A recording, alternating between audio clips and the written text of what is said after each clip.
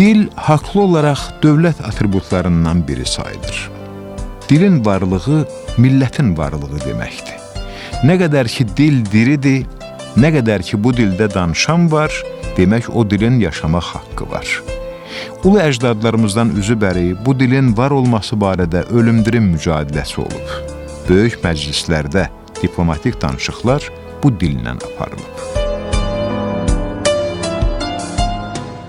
Azərbaycan dilinin tarixi çox qədimdir və bunun haqqında dilçiliyin tarixində çoxlu araşdırmalar, tədqiqatlar gedibdir. 20-ci əsrin 50-ci illərinə qədər Azərbaycan dilinin tədrisi metodikası artıq formalaşmışdı və bu elmin formalaşmasında bizim klassik alimlərimizin çox böyük rolu olubdur. Onlardan birinci ilk növbədə Azərbaycan Elmlər Akademiyasının müxbir üzvü Əbdüləzəl Dəmirçizadə, akademik Məhəmməd Ağa Şirəliyev, eyni zamanda Muxtar Hüseynzadə, Səlim Cəfərov kimi dilçilərin adlarını birinci növbədə çəkirik ona görə ki, bunların özləri böyük dilçi alimlər olduqları kimi, həm də bunların bir metodist kimi fəaliyyətlər olmuşdu. Müqtədir alimlərimizdən Ağaməd Abdullayev, Əli Fəracöv, Əziz Əfəndizadə, Bəşir Əhmədov, Həsən Baliyev, Məmməd Həsənov. Bu alimlər Azərbaycan dili tədrisi metodikası elminin formalaşmasında çox böyük əmək sərf eləmişdilər. Bu alimlərin içərisində Azərbaycan dilinin tədrisi metodikası fundamental elminin formalaşmasında böyük xidmətləri olan iki alimin mən məxsus çəkirəm ki, adlarını bunlardan biri Ağaməd Abdullayevdir və sonra ikinci metodika deməli professor Həsən Baliyevin. Bu yaxınlarda da çox yaxşı bir iş görüb onun övladı Adil müəllim Adil Baliyev, Pedaqoji Universitetinin baş müəllimi bu kitabı yeniləşdirib, işləyib. Bu dərslikdə dilimizin inkişaf tarixinə toxunmuşam. Metodikamın inkişaf tarixi işığında çalışmışam ki, böyük ədəbiyyatımızın Dədə Qorqudu, İbn Mühənnə Vətini, Muhammad Kaşqarini, digərlərini xatırlayır ki, bu dil məsələləri sadəcə olaraq tədrislə bağlı məsələ deyil. Bu dil xalqın varlığıdır, bu dil xalqın özüdür. Dünyada 5000-dən çox xalq var, amma 200 xalqın dövləti var. Dövlət də dili qoruyur. Dövlət dilinin əsas qoruyucu tərəfi dövlətdir. Bugün dövlətin özünün siyasəti də dəyişib, təlimə, təhsilə. Dövlət artıq Avropaya baxır, qabaqcıl təcrübələr gəlir. Belə deyək ki, məsəl üçün bir neçə əsr bundan əvvəl Kolumb Amerikadan bir məlumat gətirmək üçün 6 ay yol gəlirdi. İndi oturur tələbə 6 saniyə Amerikadan məlumat alır. Yəni zaman sürət artıb, ərazi daralıb və biliklərin məzmunu genişlənib. Bu baxımdan dilin tarixini öyrənməkdə, dilin tədrisini öyrənməkdə, dilin təlimi ilə məşğul olmaq da müasir dövrün ən böyük tərəflərindən biridir. Dünyada 10 dənə aparıcı dil var ki, BMT-nin aparıcı dilləri sırasındadır. Bu dil o dillərin sırasında dayanan dillərdəndir. Yəni 10 aparıcı dildən biri də türk dilidir.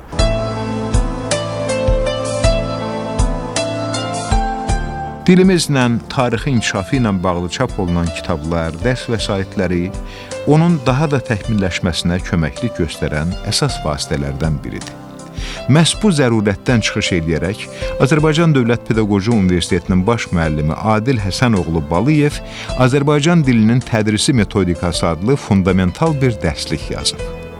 Tələbələrdə müstəqil tədqiqatçılıq və yaradıcılıq vərdişləri aşılayan, onların məntiqi təfəkkürünü inkişaf etdirən, demokratik dəyərlərə əsaslanan dərsliklərin yazılması bu sahədəki boşluğu aradan qaldırır. Mənim dərsim əsasən dilin öyrədilməsi məsələlərinə bağlıdır. Yəni dil var, dilin elementləri var, dilçiliyin bölmələri var, amma bunu necə çatdırmaq lazımdır. Bunun da iki tərəfi var. Nəzəri tərəfləri var ki, metodikanın nəzərə problemləridir. Bir dərsdə buna toxunmağa çalışmışam. İkinci tərəfi isə birbaşa Azərbaycan dilçiliyinin özünün bölmələrinin tədrisidir.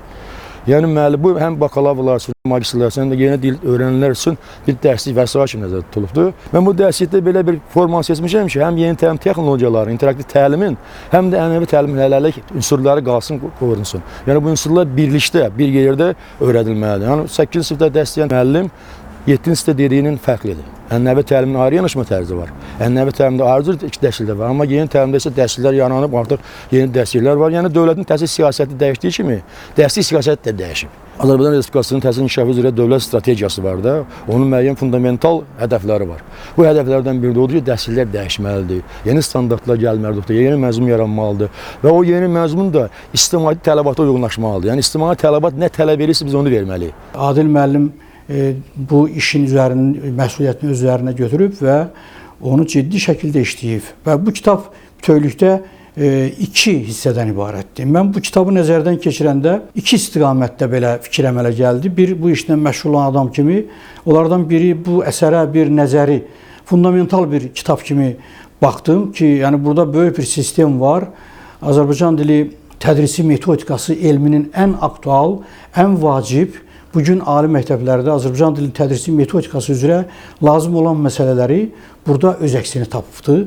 Müəyyən bir sistemlə, bir ardıcıllıqla burada verilib. Həm ümumi məsələlər və həm də xüsusi məsələlər orada Azərbaycan dili kursunda dilçiliyin ayrı-ayrı bölmələrinin tədrisi ilə bağlı olan məsələlər. Professor Həsən Valiyevin kitabında o metodistliyindən irəli, yaxşı metodistliyindən irəli gəldi. O kitaba müəyyən öyrədici şeylər əlavə eləmişdi və Adil müəllim də onu zənginləşdiribdir ki, orada suallar, tapşırıqlar, əvvəlcədən gözlənilən nəticələr, bu son dərəcə indiki zamanda vacib hesab olunur ki, dərslik işlənəndə sadəcə ora öyrədiləcək materialları daxil eləmək yox, tələbələri işlətmək üçün vacib olan tapşırıqlar sistemini, sonra müəyyən nəticələri istiqamət verici, deyək ki, bizim standart təlim məqsədi kimi deyək ki, qəbul elədiyimiz məsələləri daxil eləyək və tələbələri həmin istiqamətə yönəldək. Dilimizin inkişafı çox qədimdən başlayır. Söhbət metodikadan gedir. Metodika elmində böyük kişilər var, onu yaradıblar. Yəni biz burada yenilik eləməmişik. Metodika elmini bəlkə Çobanzadədən, Ağamad Abdullayevdən, Həsən Valiyevdən, Nadir Abdullayevdən başlamış kişilər bir yolu gəliblər. Biz sadəcə olaraq gördük ki, metodikanın bu həmin yolda gəldiyi yol müasir texnologiyalara biraz cavab vermir. Müasir məzmuna cavab vermir. Təlim məzmunu dəyişib. Biliyin məzmunu dəyişməyib. Sahib təlimin məzmunu dəyişib, yəni yanaşma tərzi dəyişib. Onun üçün də məcbur olub yeni kitab yazacaq ki, tələbələr biraz çətinlik çəkməsinlər, dəstəyəndə, yəni gənc müəllimlər. Bu baxımdan kitabın başlıca məqsədi odur ki, təlimin məzmununa uyğun olaraq xəttlər seçilsin, standartlar seçilsin və ona uyğun dərs qurulsun. Dərslikdə metodikanın nəzəri məsələləri şərh edilir, dilçiliyin ayrı-ayrı bölmələrinin tədrisi həm ənənəvi, həm də interaktiv təlimin meyarları əsasında təhlil edilir. 390 səhifəlik dərslikdən bakalavr, magistr və gənc müəllimlərlə yanaşı Azərbaycan dilini öyrənən əcnəbilər də istifadə edə bilərlər.